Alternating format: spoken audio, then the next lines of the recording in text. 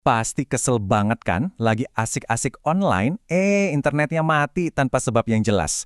Nah, di sini kita bakal jadi detektif jaringan loh. Kita mau mecahin misteri koneksi yang hilang ini bareng-bareng. Dan kalian bakal kaget ternyata ada satu konsep klasik yang jadi senjata rahasia kita buat ngatasin masalah teknologi modern. Siap? Yuk kita mulai. Oke, coba bayangin skenarionya ya. Ada acara gede banget nih di SMA Harapan Bangsa. Namanya Hari Literasi Digital.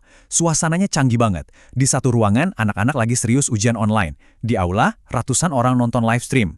Semuanya, tapi ya bener-bener semuanya, bergantung sama satu hal. Jaringan internet yang stabil. Dan, awalnya sih semuanya kelihatan lancar jaya. Terus, jeng-jeng, bencana pun datang. Tiba-tiba ujian online putus. Live stream di aula macet total. Terus akses-akses penting lainnya di seluruh sekolah ikutan gagal. Serentak loh. Acara yang tadinya keren banget, sekarang jadi ya kacau balau. Ada 4 masalah besar yang muncul entah dari mana. Nah, pertanyaannya, gimana caranya kita beresin kekacauan ini tanpa harus panik? Jawabannya, ternyata ada di sebuah peta jaringan yang namanya model OSI. Dan ini bukan cuma teori ribet ya, anggap aja ini kayak buku panduan detektif, langkah demi langkah, yang bakal kita pakai buat mecahin semua misteri ini. Oke, kita mulai investigasinya ya. Kita lihat dulu tempat kejadian perkaranya. Ini dia nih kekacauan yang terjadi pas Hari Literasi Digital itu. Jadi, di hadapan kita ada 4 berkas kasus yang beda-beda. Pertama, komputer di lab pada mati. Kedua, streaming di aula macet parah. Ketiga, di ruang guru, server internal nggak bisa diakses. Dan terakhir di perpus, ada yang mau akses file tapi ditolak. Kelihatannya sih ajak banget ya, kayak nggak ada hubungannya sama sekali. Tapi namanya juga detektif, kita harus yakin pasti ada benang merahnya. Nah, setiap detektif kan butuh toolkit andalannya. Kalau kita, alat kita adalah model OSI 7 lapis. Inilah kerangka kerja yang bakal nuntun kita keluar dari kekacauan ini. Jadi, model OSI itu apaan sih? Gampangnya gini, anggap aja komunikasi jaringan itu kayak gedung 7 lantai. Lantai paling bawah itu urusannya kabel sama sinyal. Terus naik lagi, ada lantai buat ngatur alamat pengiriman, sampai ke lantai paling atas, yaitu aplikasi yang lagi kita buka di layar. Nah, setiap lantai ini punya tugasnya masing-masing. Kalau satu aja lantai bermasalah, ya udah, kacau deh semuanya. Ini dia nih, ke-7 lantai itu. Dari paling bawah, ada fisik. Ini soal kabel dan gelombang.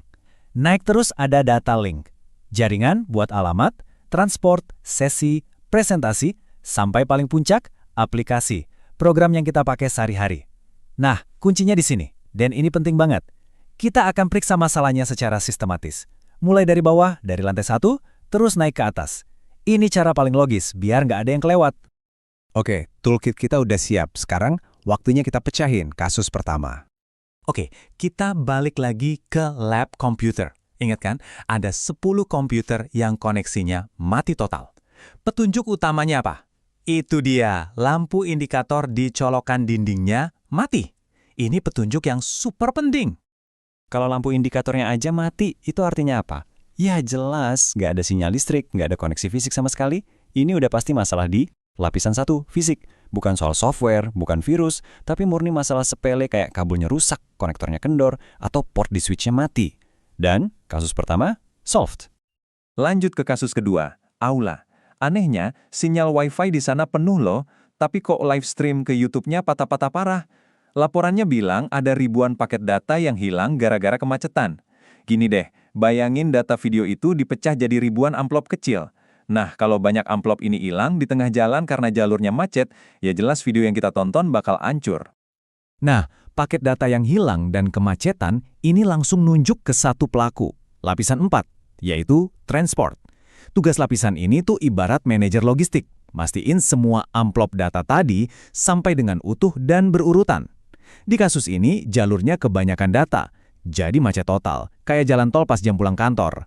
Makanya sinyal wifi kuat pun nggak ada gunanya kalau jalannya sendiri udah kesumbat. Kasus ketiga ini agak unik. Di ruang guru, mereka bisa terhubung ke server kalau pakai alamat IP-nya. Angka-angka kayak 192.168.1.50 itu. Tapi, pas mereka coba pakai nama yang gampang diingat, rapor.internal, malah gagal. Aneh kan?